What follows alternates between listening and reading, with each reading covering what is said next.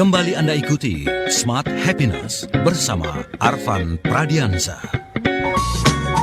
Masih bersama Audrey Joana dan juga motivator National Leadership and Happiness kita Pak Arfan Pradiansyah, yang hari ini kita akan membahas satu hal menarik gitu ya, can books us, make us happier, yang dimana mungkin ini menjadi satu momentum juga ya Pak Arfan untuk kita bisa refleksi setinggi apa intensitas ataupun juga minat kita dalam membaca.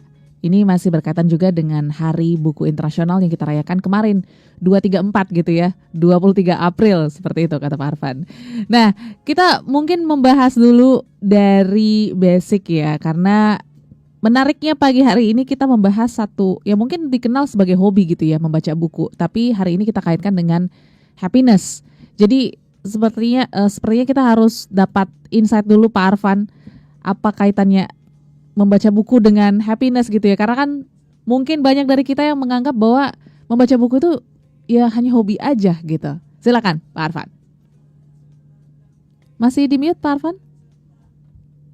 Ya, terima kasih banyak Audrey ya. Jadi, kalau UNESCO itu pernah melakukan penelitian mengenai reading literacy dan temuannya menarik ya, tapi agak menyedihkan juga sih sebetulnya ya, karena ternyata ditemukan bahwa Indonesia itu selalu berada di peringkat terbawah gitu dalam soal membaca buku gitu. Dan bahkan kalah sama Singapura ya. Kalau Singapura itu ranking 1 sedunia loh. Wow. Dalam soal baca buku gitu. Kita itu rankingnya udah 60 ke bawah gitu ya. Jadi cukup di bawah kita itu ya. Dan data dari UNESCO itu menunjukkan bahwa minat baca masyarakat Indonesia itu hanya 1/1000%. Okay. Artinya dari 1.000 orang di Indonesia itu hanya 1 yang rajin membaca. Yeah. Bayang nggak tuh Audrey? Wow. Dari 1.000 orang. Yeah. Dari 1.000 orang itu 999 orang itu nggak suka baca. Yeah. Hanya 1 orang dari 1.000 itu yang suka membaca. Ya. Padahal kalau kita mau telusuri lebih jauh ya, membaca buku itu memberikan banyak manfaat kepada kita gitu. Oke. Ya, yang ujungnya nanti akan meningkatkan, bukan hanya meningkatkan wawasan, meningkatkan perspektif kita dalam melihat dunia, tapi membuat kita lebih bahagia gitu. Paling tidak ada 7 manfaat membaca buku yang jarang dilihat orang gitu. Ya. Yeah. Yang pertama adalah membaca buku itu melatih fokus dan daya ingat gitu. Oke. Gitu ya. Jadi kalau kita membaca buku itu kita menstimulasi otak kita supaya tetap aktif gitu. Ya, itu tadi karena ketika kita membaca buku kan kita membayangkan gitu. Jadi tadi read, imagine, fly, dan fly gitu. Kita baca, kemudian kita membayangkan kan, oh ini apa ini maksudnya ini. Gitu. Bahkan membaca novel saja yang bagi banyak orang itu kan cuma kegiatan mengisi waktu saja gitu. Membaca novel itu membuat otak kita itu bekerja gitu. Merekonstruksi, membayangkan tokoh-tokohnya kayak gini, kita bayangkan wajahnya kayak gitu. Itu muncul tuh wajah-wajah tokoh-tokoh yang ada dalam novel itu muncul di kepala kita. Oh, orangnya kayak gini. Oh, seperti ini. Oh, yang terjadi begini. Oh, peristiwanya begini. Oh, rumahnya kayak gini. Situasinya begini. Itu kita bayangkan gitu. Jadi membaca buku itu membuat otak kita itu aktif.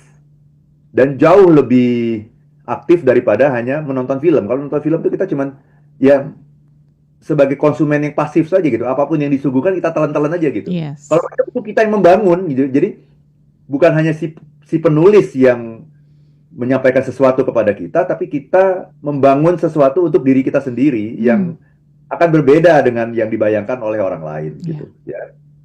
Jadi itu yang pertama tadi yang saya bilang, kenapa banyak orang yang menonton novel yang difilmkan itu kemudian kecewa karena nggak sesuai dengan apa yang dia sudah bayangkan, dan yang paling nyaman itu adalah apa yang sudah dia bayangkan gitu. Jadi dengan membaca buku itu sutradaranya itu sebetulnya bukan hanya sutradara film itu, tapi kita pun sudah menjadi sutradara untuk diri kita sendiri.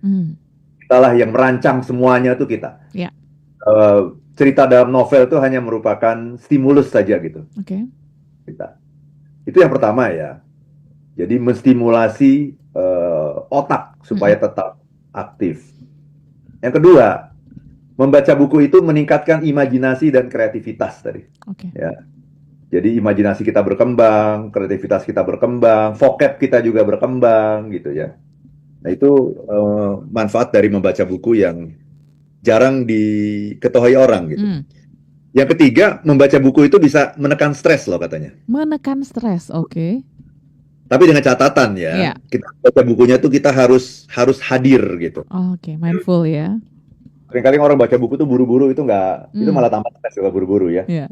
Kita membaca buku itu kan fokus. Ya, ketika kita fokus, maka jantung kita juga berdetaknya lebih stabil gitu ya. Kita juga akan merasa lebih larut ya di dalam buku yang sedang kita baca itu gitu. Iya. Itu juga akan membuat kita jadi stresnya tuh hilang gitu. Kita lupa itu dengan masalah-masalah yang sedang kita alami, yang sedang kita hadapi itu kita akan teralihkan gitu. Ya, detak jantung kita melambat, otot kita menjadi lebih tenang gitu ya. Pikiran kita akan pergi, fly tadi gitu ya, fly keluar dari tekanan yang sedang kita rasakan. Jadi buku itu sebetulnya adalah alat penenang pikiran gitu. Alat penenang pikiran ya. Jadi bukan sekedar sumber ilmu itu yang namanya buku itu. Gitu. Bahkan C.S. Lewis dia mengatakan we read to know we are not alone. Oke. Kita membaca itu untuk bisa mengetahui bahwa kita tidak sendirian. Itu. Iya. Itu sudah tiga tadi itu ya. Jadi betul. ya, jadi apa tadi? Yang pertama melatih fokus dan daya ingat. Yes. Dan meningkatkan imajinasi dan kreativitas, kemudian menurunkan stres. Yes. Itu sudah tiga tuh manfaat dari membaca buku yang jarang dilihat oleh orang. Dan yang keempat, membaca buku itu bisa meningkatkan daya ingat dan mencegah Alzheimer. Oh, oke. Gitu ya. Jadi ibu saya baru berpulang ke Rahmatullah itu bulan Februari kemarin ya, pertengahan Februari, 12 Februari. Beliau adalah pembaca buku gitu sampai akhir hayatnya gitu. Okay. Ya, beliau meninggal di usia 86 tahun ya.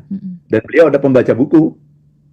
Masih membaca buku karena dengan membaca buku itu ingatannya tetap kuat gitu. Ingatannya tetap jernih gitu. Melihat masalah tetap jernih, ingatannya tetap kuat gitu. Gitu ya. Bayangkan itu sudah berusia senior itu gitu, tidak pernah meluangkan waktu, tidak pernah melewatkan untuk membaca buku gitu. Ya karena membaca buku itu akan merangsang sel-sel otak dan neuron-neuron itu tetap terhubung gitu. Jadi kalau kita ingin mencegah kepikunan, Alzheimer gitu ya, demensia gitu ya, kita harus banyak baca buku itu. Neuron kita tersambung gitu. Ya. Yang kelima, membaca buku itu membuat mudah tidur. Oke. Ya. Jadi kenapa kok kita jadi mudah tidur? Karena kita jadi fokus. Oke. Orang yang nggak bisa tidur itu karena nggak bisa fokus kan. Badannya ada di tempat tidur, pikirannya berkelana kemana-mana. Ya, tidak fokus. Nah itu jadi sulit tidur. Nah kalau kita baca buku kan mau nggak mau pikiran kita kan jadi fokus gitu. Yeah. Fokus dalam memaknai kata dan kalimat gitu. Sehingga baca buku itu kayak meditasi sebenarnya ya. Bentuk lain dari meditasi gitu. Dan itu akan membuat kita lebih cepat tidur katanya begitu. Penelitian menunjukkan seperti itu. Yang keenam, membaca buku itu memperpanjang usia. Oke. Itu ada penelitian di Yale University. Orang yang punya kebiasaan rutin baca buku itu memiliki usia yang lebih panjang dibandingkan dengan yang jarang baca buku. Bahkan orang yang baca buku itu dari penelitian di Yale University ini bisa menurunkan resiko kematian hingga 20% katanya gitu. Oke. Gitu ya. Nah yang terakhir, nah ini juga menarik ya. Baca buku itu membuat kita lebih mudah berempati gitu. Empati, oke. Apalagi kalau kita bacanya tuh buku-buku karya sastra gitu ya, atau buku-buku fiksi. Iya. Ya, kan kalau buku fiksi itu kan kita jadi tahu kan ada tokoh-tokohnya di sana ya. Tokoh-tokohnya itu berpikir, kita kan masuk ke dalam pikiran dia kan. Oh, ternyata dia melihat dunia tuh dari perspektif ini. Oh, sudut pandangnya seperti itu. Oh, ternyata beda sekali dengan yang saya bayangkan gitu. Jadi dalam buku fiksi itu kita memahami pikiran orang lain, perasaan orang lain. Kadang-kadang juga kita bisa menjadi salah satu tokohnya gitu, Mm-mm. menjadi salah satu karakter gitu. Kadang-kadang kita juga suka membayangkan diri kita itu menjadi satu karakter tersendiri dalam sebuah novel gitu. Mhm.